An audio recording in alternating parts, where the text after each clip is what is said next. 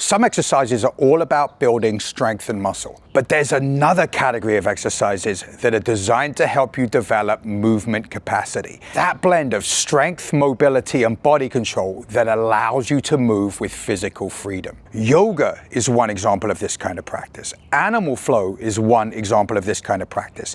And the Turkish Get Up is a beautiful movement capacity practice, which is why so many bodybuilder types on YouTube give it the side eye. But the truth is, judging the Turkish Get Up by its ability to help you get jacked is like judging a hammer by its ability to help you wash the dishes. It's the wrong tool for that job. But what the Turkish Get Up will do is help you develop and maintain that all-important ability to transition from the floor to standing and back again. And your ability to do that smoothly and with control is a marker of how well your body moves in general and a huge indication of how well you are going to age.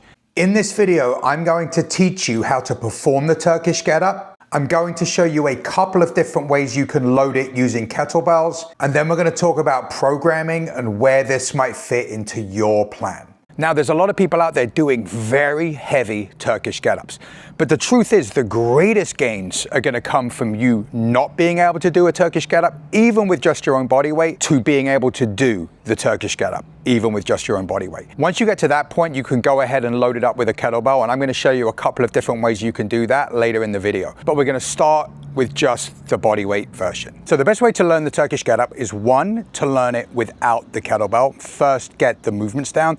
And second is to learn it from the top down. This is known as a reverse get up. And when you're first learning this, it's going to be much easier for you to follow along if we do it this way than if we start from the ground up.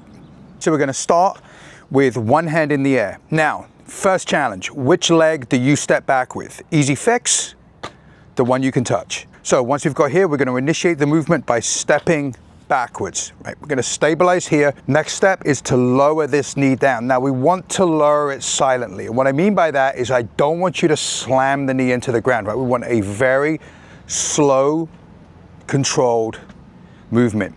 While we're doing this, we're going to keep the eye line looking forward and the hand overhead. From here, we're going to do the shin wipe. So this motion right here, we're going to rotate this heel to about 90 degrees from where it started. Eye line is still forward. Now the eye line changes as we sit the hips back towards the heel and put the hand on the floor. Now we're going to take the eyes, and for the rest of the get up, we're going to be watching the kettlebell, okay? Or the hand in this case. And in this position, I should be strong and balanced enough to be able to hold myself here without the hand down. From here, we're going to bring this foot through to the front. So you could either do a very relaxed transition, or some people, myself included, like to get a little fancy and go into a high bridge. From here, we're going to lower the hips to the floor, still keeping eyes on the bell or the hand, and then we're going to reposition this hand to where we feel strong here. Drop down to the elbow, and then we're going to roll onto the back. And the get up finishes by continuing the movement. I'm going to bring this hand to the kettlebell, and then we're going to bring it down, make it a part of our body, hold it close, and roll onto the side. From here, we're going to reverse. The movement initiates with the roll. Both hands guide the kettlebell up, hand out to 45-ish degrees, roll onto the elbow. Make sure we're not collapsed into the shoulder. We want space here. Onto the palm, same idea with the shoulder. Hip up. Now this knee, we want to bring it right below that hip. Once again, we're going to sit the hips back, make sure we're strong enough here without the hand. Eyes are still on this hand. Then we're going to do the shin wipe this way. Now we're looking forward. From here, last step, stand up, feet together.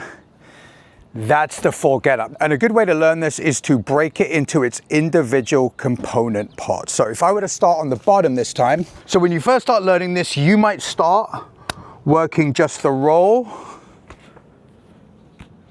to the elbow, to the palm, and then back down, okay? Once you've got that cooking, you might start adding this part. And then you may, once again, go back down. Once that's cooking, you can start adding this part.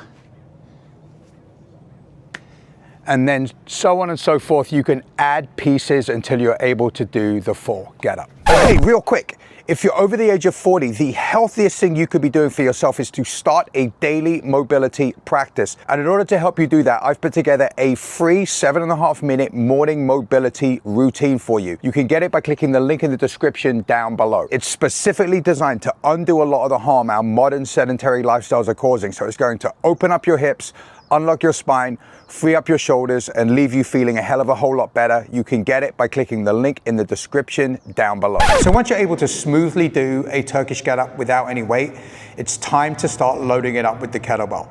So I'm going to show you how to load it up in the conventional way first, and then I'm going to show you a lesser known way that is really powerful if you want to strengthen both your grip and your shoulder stability.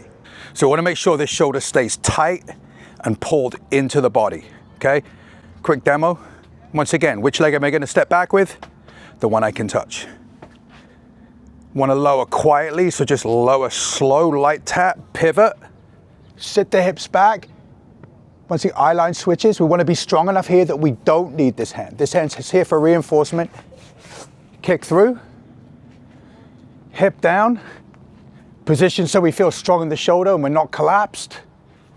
Elbow, roll onto the back, both hands on the bell, bring it to the chest. So make the kettlebell part of you, right? We don't want it out here, okay?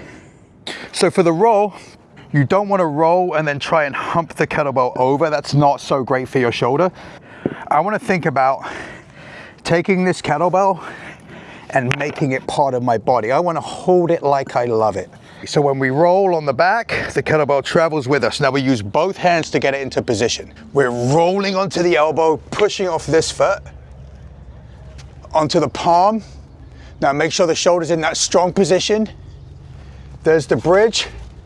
Step back, pivot, eye switch forward, stand up, and then go back down. So once you feel like you've got a good handle on doing the Turkish get up holding the kettlebell, here's a different way you can load it that's going to focus a little bit more on grip strength, and it's going to require more shoulder stabilization. In order to do this variation, you're going to need a lighter kettlebell. And the variation I'm talking about is the bottoms up get up. So now we're going to hold the kettlebell like this. And this is a lot less forgiving because we're increasing the length of the lever arm, right? The arm is now longer. So you're really going to have to pay attention to the position of your shoulder and to your grip. So quick demo. For me, the roll feels weird with the bottoms up grip. So it's gonna start from here. Gonna bring the kettlebell all the way up to the sky. We're gonna lock the wrist, get a tight squeeze, arm out to 45. And then from here, it's just a standard get up. The only thing different is this.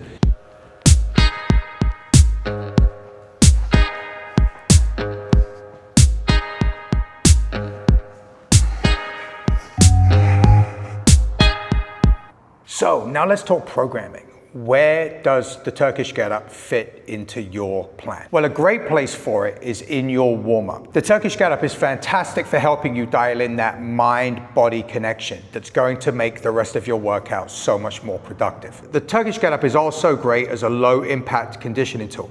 You can either put it in as part of a circuit, or you can do it as a standalone workout. Put 10 minutes on a timer and just do as many get-ups as you can in that time period. Do one on the left, one on the right, and just keep repeating.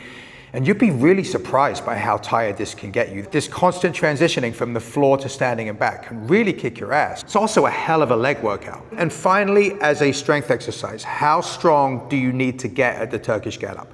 Well, there are people out there hitting some crazy numbers now, but past a certain point, which for most men would be the 32 kilogram or the 70 pounder. And if you're a woman watching this, well, first of all, welcome, because according to my analytics, that's only 3% of you. For you, 16 kilograms. Once you get past that point, getting any stronger is really only going to make you better at doing the Turkish Get Up. And if that's your jazz, cool, have at it.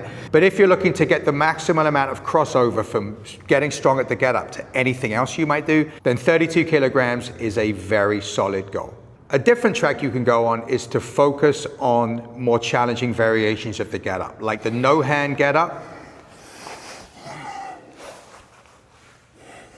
or the Gracie Get Up. These are great because once again, the real gold in the Turkish Get Up is as a movement capacity exercise. So there is definitely some gold in pursuing those. And I have an entire video on the no hand get up that I'm going to link to here. And if you want me to do a video where I show you some more variations, and there are a few that I think are really quite good, then let me know in the comments and I will get on it for you. So thank you so much for taking the time to watch the video today. I really appreciate it. If you found the information in it useful, please hit like and subscribe. It really helps the channel so much. Thanks again. I appreciate you, and I'll see you in the next video.